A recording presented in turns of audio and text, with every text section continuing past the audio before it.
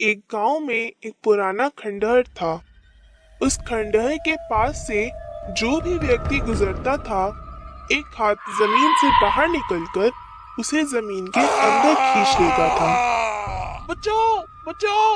अरे भाई, कोई है? अरे भाई, कोई तो मुझे बचाओ! गांव के बहुत से लोग लापता हो गए थे। किसी को कुछ समझ नहीं आ रहा था कि आखिर गांव के लोग जा कहाँ रहे हैं। अरे भाई राकेश, तुम्हें पता है, कल रात से रतन का कोई अता पता नहीं है। भाई, ये तो बहुत गंभीर मामला है। हमें चलकर गांव के सरपंच से बात करनी होगी। और फिर सब गांव वाले सरपंच से मिलकर ये तय करते हैं कि कोई भी व्यक्ति रात होने के बाद खंडहर की तरफ नहीं जाएगा। जब बहुत दिनों से कोई भी व्यक्ति उस खंडहर के पास से नहीं गुजरता, तो वो कटा हुआ हाथ परेशान होकर जमीन से बाहर निकल आता है। अरे, ये क्या है भाई? अरे अरे, मर गए रे! ये तो कटा हुआ हाथ है। ये तो किसी भूत का लगता है। अरे, ये कहां से आ गया? अरे भागो रे! फिर राकेश वहां से भागने लगता है। अरे गांव वालों, वो कटा हुआ हाथ जमीन से बाहर आ गया है। कोई भी अपने घर से बाहर मत निकलना। फिर राकेश अपने घर में जाकर छुप जाता है। अरे बार बार बच गया रे, नहीं तो आज वो हाथ मुझे भी उठा कर ले जाता। फिर वो हाथ भी उसका पीछा करते करते गांव में पहुंच जाता है। सब गांव वाले अपने अपने घर में छुप जाते हैं। फिर वो हाथ लोगों के घरों के दरवाजे पर जाता है और दरवाजा पीटने लगता है, लेकिन कोई दरवाजा नहीं खोलता। फिर वो हाथ आगे बढ़ जाता है। वहां उसे एक आदमी सोता हुआ नजर आता है।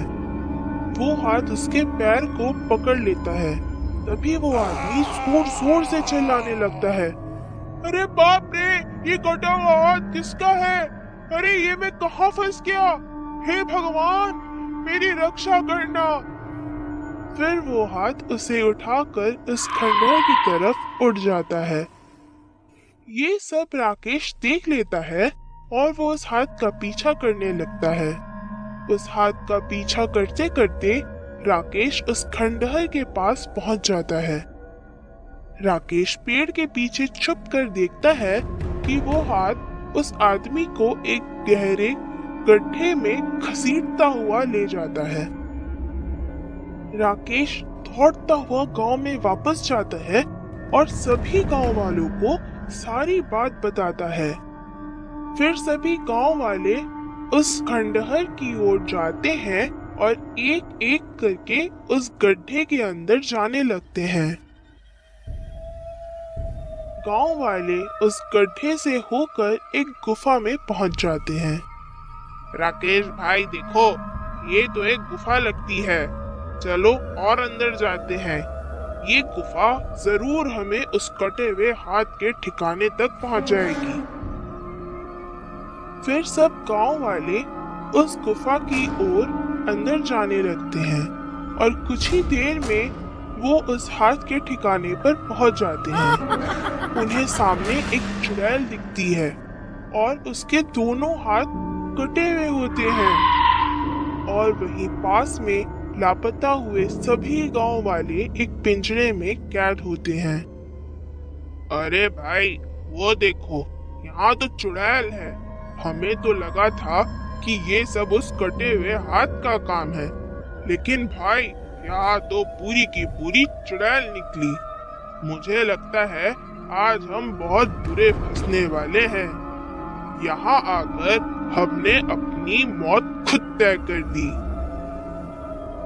अरे भाई, डरो नहीं। वो देखो, उस चुड़ैल ने इन सब गांव वालों को अभी तक मारा नहीं है, सिर्फ उन्हें कैद किया है। इसके पीछे जरूर इस चुड़ैल का कोई तो मकसद होगा।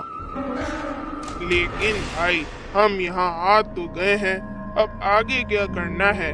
तुम्हारे पास कोई तरकीब है क्या? गांव वालों, बस कुछ ही देर, और मैं तुम सबके हाथों को काट कर उनकी बलि दूंगी। फिर मेरे ये दोनों हाथ वापस मेरे शरीर से जुड़ जाएंगे। अच्छा, तो ये बात है। ये चुड़ैल उन सबके हाथ काटना चाहती है। हमें इसे रोकना होगा। लेकिन कैसे भाई? इसे रोके कैसे? हम इसके सामने गए तो ये हमें कच्चा ही खा जाएगी। क्या करें? ये चुड़ैल अपने हाथों के बिना हमारा कुछ नहीं बिगाड़ सकती। हमें बस इसके दोनों हाथों को अपने वश में करना होगा। तब राकेश एक बूढ़े चाचा से कहता, चाचा मुझे माफ कर देना। इतना कहकर राकेश उसे उठा लेता है और चुड़ैल की ओर चलने लगता है और उन्हें चुड़ैल के सामने ले जाता है। ए चुड़ैल, हिम्मत है तो मुझे मार कर दिखा। मैं तुझसे नहीं डरता। अरे मर गया रे नाशमीते, मैं ही मिला था तुझे बलि का बकरा बनाने के लिए। फिर वे दोनों कटे हुए हाथ चाचा पर हमला कर देते हैं। अरे मर गया, मैं नहीं बचूंगा। अरे नाशमीतो, देख क्या रहे हो? मेरी मदद करो, हाय रे। तभी एक गांव वाला जाता है और दोनों हाथों पर खंजर से हमला कर देता है और उन्हें काट देता है। अरे बच गया रे, बार बार बच गया। अरे ये क्या हो गया? गाँव वालों, तुमने ये क्या कर दिया?